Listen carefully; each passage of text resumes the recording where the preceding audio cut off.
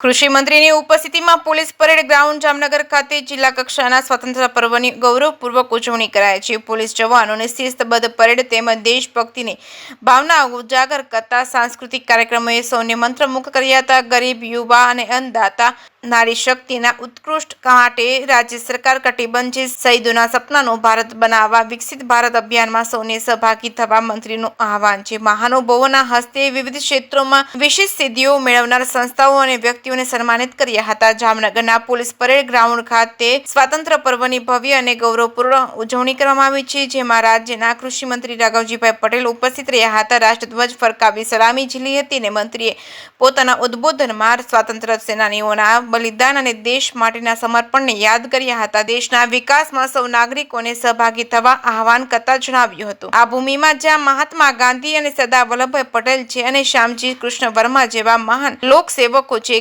ક્રાંતિકારીઓ જન્મ્યા છે, એ જ ગુજરાત આજે વિકાસની નવી ઊંચાઈઓને સ્પર્શીને દેશનું ગૌરવ વધારી રહ્યું છે। આઝાદીના સંગ્રામમાં શૌર્યભર્યા ઇતિહાસમાં ધરાવતું આપણું ગુજરાત હવે વડાપ્રધાન નરેન્દ્ર મોદીના નેતૃત્વમાં વિકસિત ભારતના નિર્માણ અગ્રીમ ભૂમિકા ભજવી રહ્યું છે। વડાપ્રધાનના માર્ગદર્શન હેઠળ દેશ દુનિયામાં આજે ગુજરાતના વિકાસની અવિરત યાત્રાને પ્રભાવિત છે। વડાપ્રધાને વર્ષ 2047 સુધીમાં ભારતને વિકસિત રાષ્ટ્ર બનાવવાનો સંકલ્પ કર્યો છે। જે કે સિંહ ગુજરાતી સાથે હર્ષલ ગંધડિયા, જામનગર।